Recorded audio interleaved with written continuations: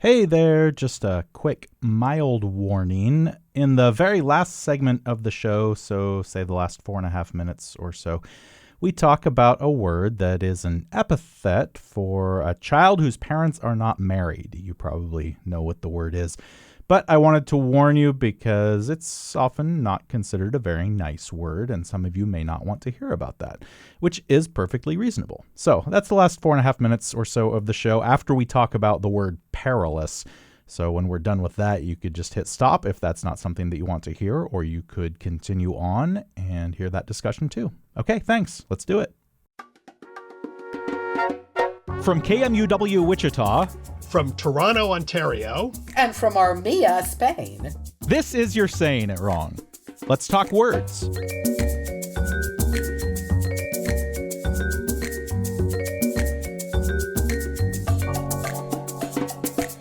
Let's talk about what happens when we try and reach the heights. Oof, did any of that give you the heebie-jeebies? We're about to get into it. I'm Fletcher Powell, host and producer at KMUW in Wichita, Kansas, and joining me as they do each week, language experts and New York Times best-selling authors Kathy Petrus and Ross Petrus. Hello there, Ross. You are there at your home in Toronto. Mm-hmm. Kathy, hi. You're there at your home, of course, in Armenia. And we're going to kick off today with a little discussion of a funny little word that kind of causes people some problems. You know, we're always talking about volume here on the show, length, width, and height. Ooh, Fletcher. Hey, brilliant. Yeah, was it? Like how yes, it was. Yeah, we got a letter from one of our listeners about exactly this thing. Not volume, really. He didn't, I don't think, care that much about, capacity and what's going on there. But more the word height. That's the word. Tell us what he said. Okay, we got an email from Duff in California, Belvedere, who said, "Hi guys, here's another one for you," i.e. pet peeve. Oh, incidentally, let me interject. We have a ton of pet peeves, but we still love getting them. So if you've got more... Sure. And we're going to do a special show or a couple of shows on them. We're at this point, we're like 3 we have weeks so many. Worth. But anyway, he said, "Hi guys, here's another one for you. I hear lots of people pronounce height as though it ended with TH, as in length and width. Have you encountered this?" Yes, Stuff, we have. And actually, you gave a clue to the grammatical structure when you said length and width. Mm-hmm. The TH ending in terms of abstract nouns or measurement nouns, etc., is very common. And Kathy, you know some people who say height as well, don't you? My mother-in-law, she's 99, lives in Alaska, but she's originally from rural California. And she's a Heights person. She says Heights all the time. And I've noticed my husband sometimes says it. And I correct him. Like, I don't like Heights. I like height. But he says it not all the time, but every now and then I catch Randy going something about the Heights. But he usually mumbles it, so I don't hear it. So. And actually, Fletcher, because this is sort of interesting, it seems to be the TH ending is very common, and it was used, it was what's called a productive ending. It was used commonly in Old English and Middle English to form nouns of quality. Breadth, common words, the breadth, length, we said, etc. And of course, it's cool outside. No, warmth. Warmth has maintained itself. Cool does not exist anymore. And one theory, and it seems very plausible, is that height survives because it's sort of like fossilized English. In effect, people came across the seas or whatever, or they live in certain more isolated areas, and they kept the old pronunciation. Which leads to one quick question. Do people say that in Kansas at all? Height? Almost certainly. Here's the thing, if we're talking about length and width, and then I say height, that does not bother me in the slightest. Like, I would bet if I'm talking about length and or width, and then I also have to mention height, I would bet that I stop for a second and try to figure out whether I'm supposed to say height or height. Ooh. I like, because it sort of primes me saying length and width. Yeah. Mhm. But if I were just talking about the height of something, I would never say Say height. height. Yeah, Like, you would if not were say just on it its own. as a standalone. You wouldn't. Kathy, Here's what I wonder, Kathy. The people you know who do say heights, would they say that they are afraid of heights? Probably No, not. I think that possibly Joy, Randy's mom, would. Randy would not. Oh, really? Oh, I really? think, Yeah. see, but I think in her case, it's like you had said, Ross, that it's like a lot of it's from like early settlers. Her family came over here like in the 17th, early. They were here in 1700s, I guess 1700s, to the United States. And I'm wondering, and then they went from Pennsylvania all the way west and settled ultimately in California. So I'm wondering if it is one of those things where a small group of people, a small community just keeps up the pronunciation. I see what you're saying, Kath, but I'm going to counter you, which is something Fletcher said. Kath and I were discussing this, and I basically felt that it's probably what we said before, fossilized English. And it was what Kathy just said before, how it, like from a settlers into a rural Mhm. area, whatever. But when Fletcher, Kathy, in effect, maybe countered you a little bit. I said With there's the another possibility that maybe it's a natural tendency, and sometimes it comes back to height. And Okay, Fletcher so said, when I'm you just trying to think. He said width, length, height, height. you'd say. Yeah, and you're just like Width, basically length, it's height. No, natural. I wouldn't. See, I don't, I Okay. wouldn't. I'm not being cantankerous. I don't I think don't you know. are. I think you're Yeah. basically saying it. I think I wouldn't either. But when Fletcher said it, it really interested me. So maybe is there like a natural tendency for us to sometimes do it too? Could that be also one Part reason of why people are doing it? I don't know. I have no idea. But I'm Doesn't just it feel like a little something's missing? Look, I'm not saying that I say height. heights. I don't know if I ever Mhm. do, if I'm talking about length and width. But when you talk Mm. about length, width, and height, doesn't it Yeah, seem like there's a little something missing if you don't say heights? it does sort of. I didn't Length, think of width, it until you height. said it. I don't feel it. I understand it intellectually, but Okay. I don't feel that. I don't Okay. feel it. Yeah. The thing that got me, and this actually sounds slightly moronic on my part, is I didn't realize how it's ever occurred to me the th ending, this productive ending, added on to things like long or girth, would I assume came Yeah, from gird or something, or girdle or depth, deep depth. I don't think I yeah. really thought about it, Pretty No, cool. Yeah, it's I really like Yeah. it. interesting. One problem with not thinking about it though is that there's what's called, we've said this before, ablaut. It's a vowel change in the center. Like a height doesn't really change, but like filth, for example, comes from foul, and the vowel changes when you put the th on it. Oh, wow. Yeah, Heal becomes deep health. depth. Yeah, deep depth. And as I said before, cool and cool. Sometimes it doesn't change, and you Ross, don't say it. just let it go, Ross. But I like some of them. I Well, like so damp too. here's my question. Why did height, I mean, I assume height existed as a word. Yes. Why did it drop the th? Why is it height now when we've got all these others that maintained it? But Well, a bunch of others didn't. Like Ross said, coolth, damp, yeah, chilth. Those got Yeah. rid of the th. Yeah. Those are just way different now. Height, all it did was turn into a t sound instead of a th. Well, I'm going to give you a really bad answer that we've Okay. discovered. That's Basically, what seems to have happened was the th came to be pronounced for reasons unknown as a T in Northern England.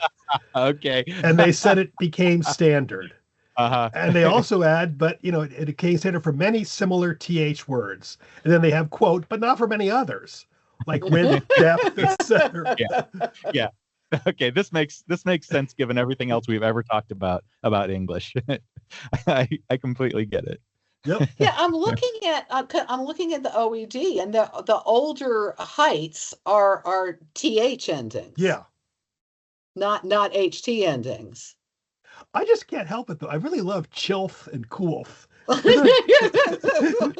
But those two but actually on that side of like getting rid of the th, chilth and coolth, just try to say them. They're not They're very not easy to say. Mm-mm, Depth no. is easy. Filth is Yeah. easy.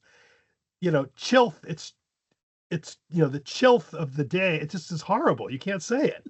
That I can see. The height, I guess, followed the same pattern where height was easier. Although you had both height and height coexisting for a long, long Oh, time. sure. I mean, that's what gets me. And why did height win? I don't know.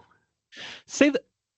Will each of you say that word again? The word with high, with the th at the end. Height. Kathy, will say it. Sorry, say Fletcher. it. Oh, go ahead, Russ.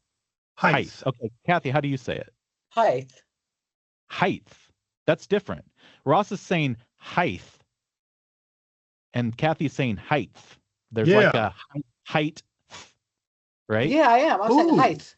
I say it the way you do, Kathy. Height. Yeah. But Ross just says it as if it's. I mean, which height. Yeah. Height. Interesting. I don't. That doesn't mean anything. I just noticed it while you were both. Now that is interesting, though. Now we can both say, "Cool, I'll shut up. Let's go on." The way Kathy's saying young it, man. the way Kathy's saying it, and the way I say it, conform a little bit more to the length and width. Right? Yeah. There's that harder sound before the th. Okay, Correct. actually, the two of you now say those three words in conjunction. Okay. Length, width, height. Kathy. Length, width, height. Okay, I'm saying it with it like an emphatic height, as if it's like hike, like in a football game or something. I think. Yeah. Height. Yeah, the height of that. Yeah, height. I go up. Height. Yeah, that's interesting. Huh. Okay. Interesting. Thank you, Duff. That was interesting. Interesting. That's one that drives me crazy. Speaking of people pronouncing things, how do you say that word? You just said interesting. I say interesting. Interesting. How do you say? I say interesting as well. I know many, including my husband, who say interesting. Interesting. Interesting. That's interesting. No, mine's a TR. Intra. Yeah. Yeah, me too. It's interesting. I allied everything into it. Actually, one quick thing. One interesting word was youth. Youth was originally youth. Oh, from young? Yeah. Youth. Ooh, then it became youth. Some of these are really hard to say. I just keep wondering about that, if that was one of the real reasons. They're just a little bit hard for English speakers to say. Uh-huh.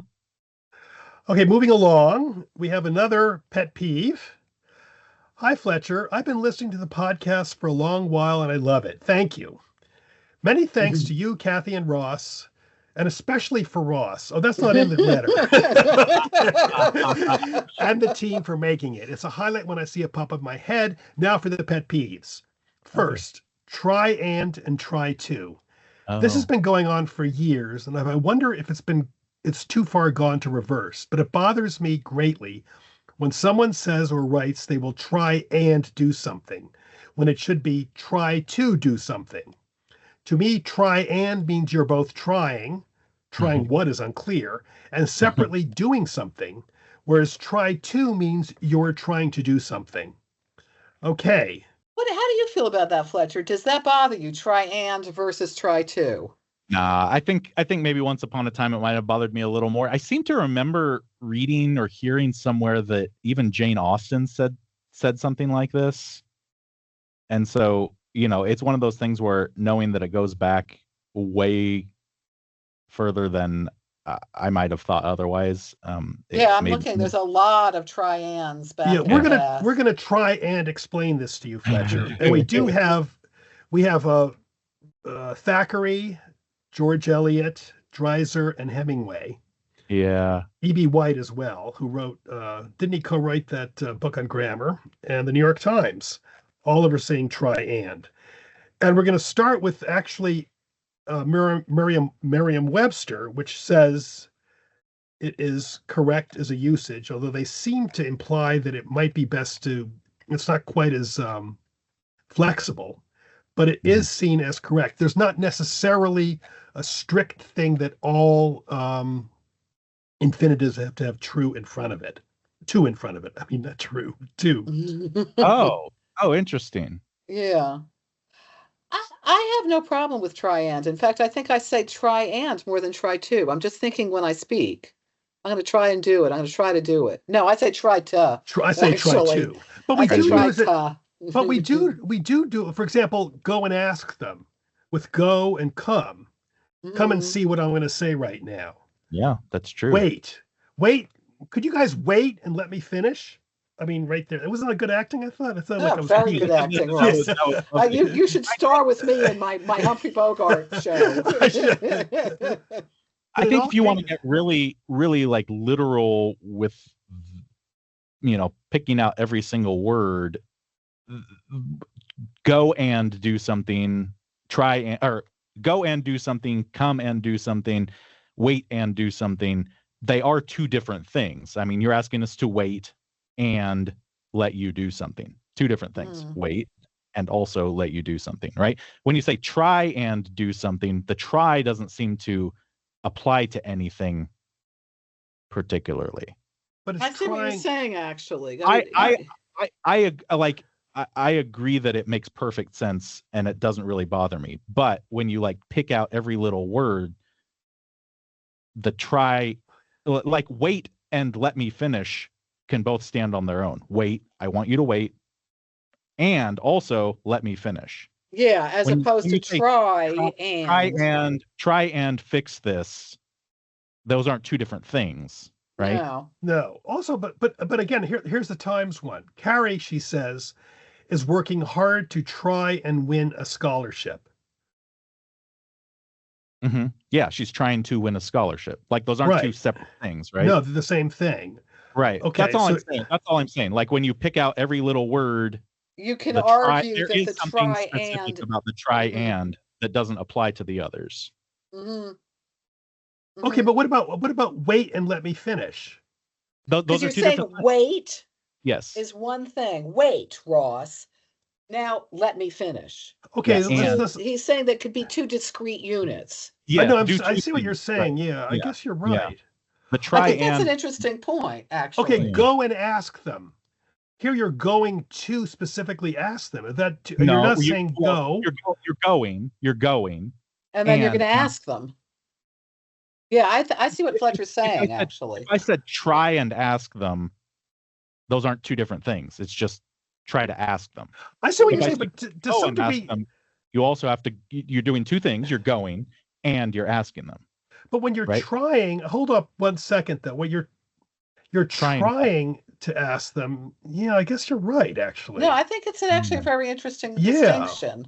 I don't think it matters, but no. Let me agree with that wholeheartedly. I also don't think it matters. Yeah. The recommendation the Merriam-Webster makes is it's somewhat informal in tone, but none of them are non-standard, which I would agree with. I think I'm not sure I would write this in a book, despite what William Makepeace Thackeray did. I think I would use the proper infinitive. But I don't know if I would or not. I think that it's one of those things where if I'm writing it, who knows what I'm going to do? I think we'll have to wait and see. In that case. Try and convince me, Ross. The thing that interested me is that they both versions, both iterations are roughly the same time. In fact, try and might be older. They're not quite sure, but try and try to came about around the same time in the 16th century when they first started using try, meaning attempt. And so they both have coexisted all along. Although in terms of in Fletcher's defense, not defense, but the point is, I wonder if to try though was even back then seen as more standard, because to try to is much more flexible. For example, you cannot use it like in an inflected form. They tried to explain.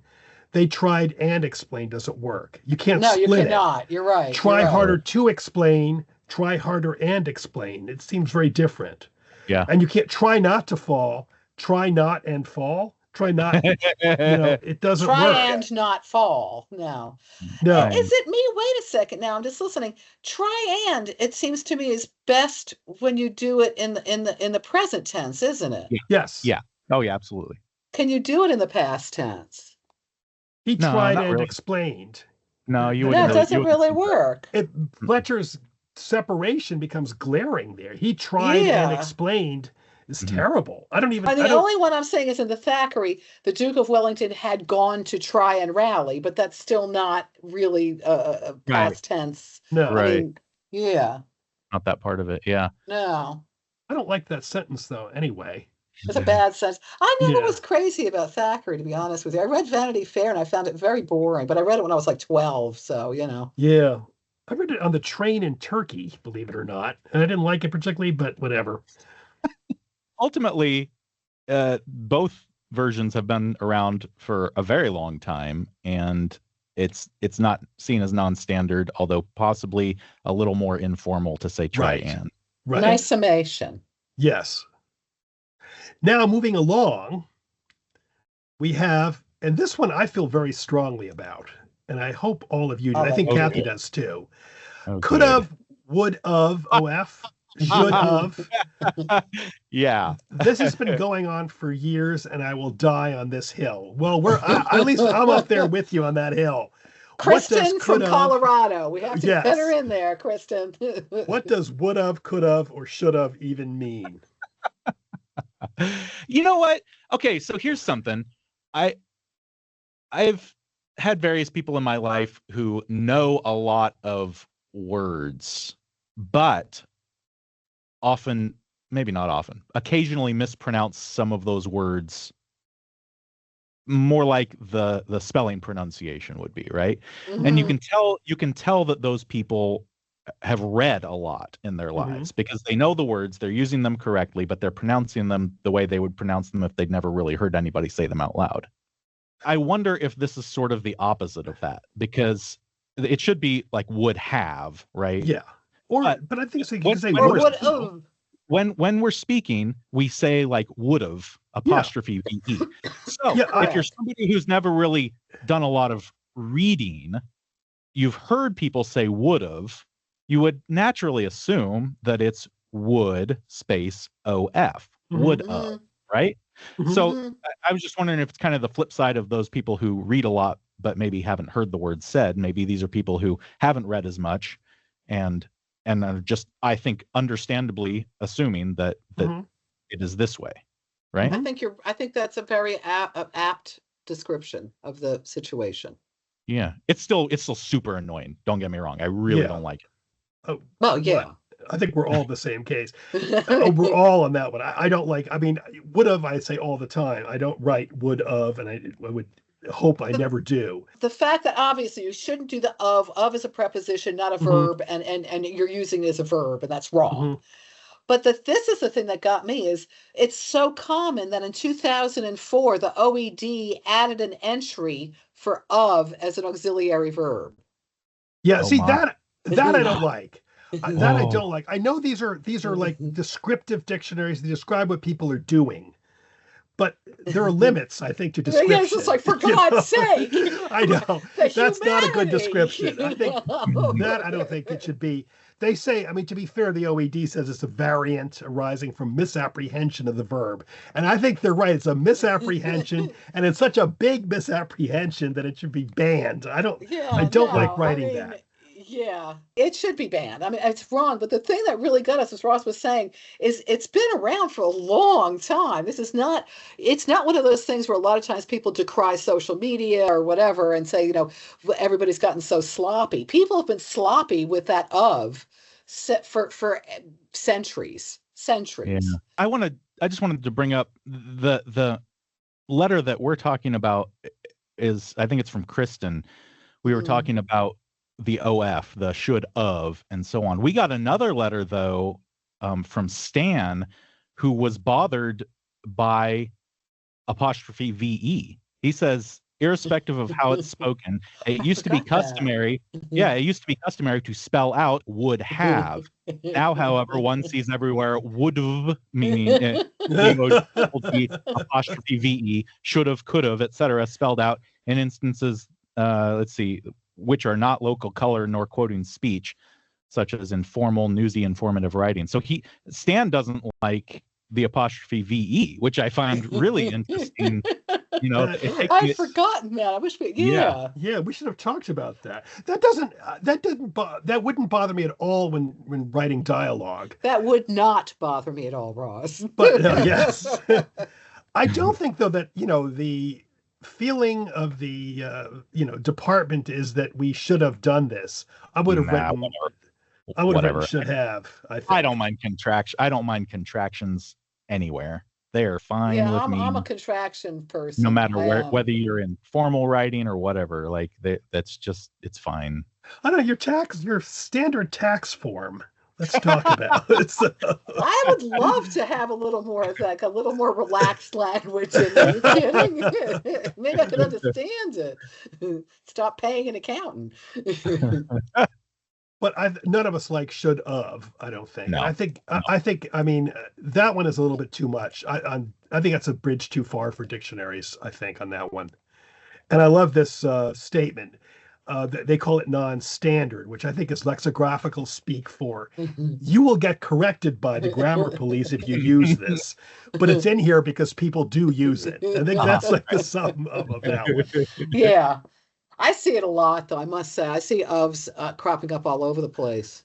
To be fair, though, I think when most people do it, including these ones that we found, most of the times when we found it in print, it was in letters. And I have a feeling that, sometimes I've done that. We all do it. We do sound pronunciation and we just write quickly. You're typing fast. Yeah. And I think in that sense, it probably is more of that than anything else. Yeah. I did love this one we found in a letter dated May 26, 1813 in the papers of Thomas Jefferson. It was more than, not than, too. Ooh. We could have asked of you. It was more than we could have, but it wasn't Thomas Jefferson. It was his brother. It was his brother Randolph. We were so excited for a bit, but then Randolph. Randolph actually seemed kind of like not Thomas Jefferson. Yeah, Really, he was prone to talk. He talked about touching things instead of touching them. It was always like touching. Wow. Yeah. And then a biographer of Jefferson said that he was smart, but his intelligence was underestimated due to his rustic sense of humor. I'm not touching that one.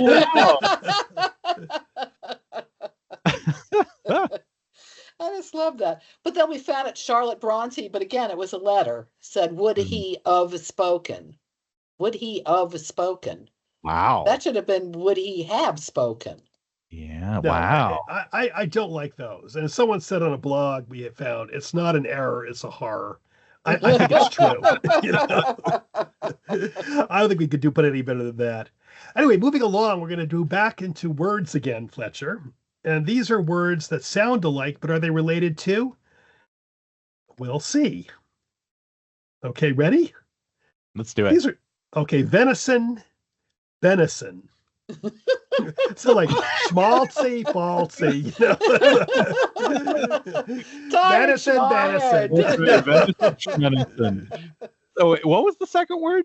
Venison. Benison. It could be an alternative spelling. It could be a different word. I don't even know what a venison is. Okay, what's venison then? Let's start. Venison is deer meat, right? Okay. Yes.